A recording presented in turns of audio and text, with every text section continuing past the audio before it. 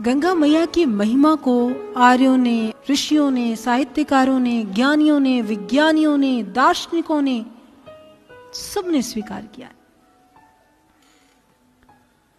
क्योंकि गंगा मैया हमारी भारतीय संस्कृति का आधार है और करोड़ों करोड़ हिंदुओं की आस्था का केंद्र ये गंगा मैया पिछले 125 सालों से शोध का विषय बनी हुई है। ये केवल धार्मिक दृष्टि से ही महत्वपूर्ण नहीं है, वैज्ञानिक दृष्टिकोण से भी बड़ी महत्वपूर्ण है। कहते हैं कि ब्रिटिश वैज्ञानिक नेल्सन जब भारत से इंग्लैंड वापस लौटे तो वो अपने साथ गंगा जल को ले गए। कहते बहुत समय के बाद जब उन्होंने गंगा जल को खोला, देखा अरे ये क्या, गंगा जल तो स्वच्छ है, कोई सड़ांध नहीं है, कोई खराब नहीं हुआ, वो वैसे का वैसा तरोताजा है। कहते वैज्ञानिकों ने शोध करना प्रारंभ किया कि आखिर गंगा के जल में ऐसा है क्या। तो उन्होंने पाया कि गंगा के जल में एंटी माइक्रोबियल गुणों से भरपूर ये जल होता है जो अपने आप को स्वयं प्योरीफाई करता है और इसमें सल्फर होने के कारण ये अपने आप को गंदा नहीं होने देता। और सबसे बड़ी बात यह है कि एटमॉस्फेयर से ये सबसे ज्यादा ऑक्सीजन को ऑब्जर्व करता है। और लखनऊ के एक नेशनल इंस्टीट्यूट में एक रिसर्च की गई, उन्होंने पाया कि Ganga water has ability to kill disease causing E coli bacteria. उनका कहना है कि बैक्टीरिया फैलाने वाले, बीमारियां फैलाने वाले जो ई कॉली बैक्टीरिया हैं, गंगा का जल उसे खत्म कर देता है।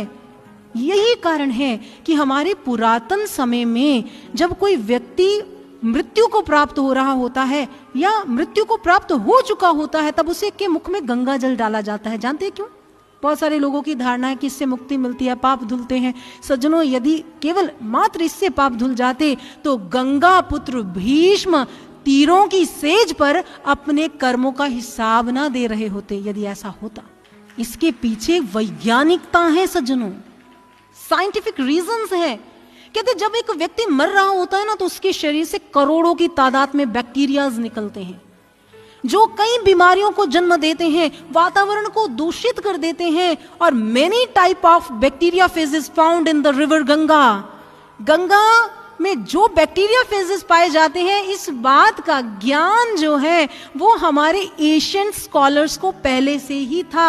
और जब वो मुख में पानी डालते हैं तो उन बैक्टीरियाज की तादाद कम हो जाती है और वातावरण को शुद्ध करने में सहायक सिद्ध होते हैं। इसीलिए जब 60,000 की राख और हड्डियां पड़ी थी ना, सोचकर देखिए कितना वातावरण दूषित हो गया होगा उस समय।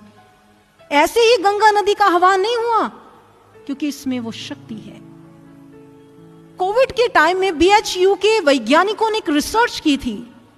उन्होंने रिसर्च उन लोगों पर की जो गंगा के तट पर रहते हैं, आचमन करते हैं, तैरते हैं, गंगा के संपर्क में रहते हैं। उन्होंने पाया कि वो कोविड में नेगेटिव पाए गए, और जो रहकर भी आचमन नहीं करते, उनके साथ उनका कोई टच नहीं है, संपर्क नहीं रहा, वो बहुत तादाद में पॉजिटिव पाए गए। उनका कहना है कि गंगा के जल में ऐसी एबिलिटी है, ऐसे तात्विक गुण हैं जो ऐसे वायरस को खत्म कर सकते हैं। And they are still searching, वो अभी भी गंगा पर शोध कर रहे हैं। लेकिन इस बात को तो हमारे वेदों में पहले कह दिया कि गंगा में औषधीय गुण है। क्यों? क्योंकि वो हिमालय से निकल कर आई है। वो अपने साथ औषधीय तत्वों को, गुणों को लेकर आती है, ऐसे ऐसे गुणों को जो हमारे शरीर के लिए, हमारे वातावरण के लिए बहुत उपयोगी है सज्जनों।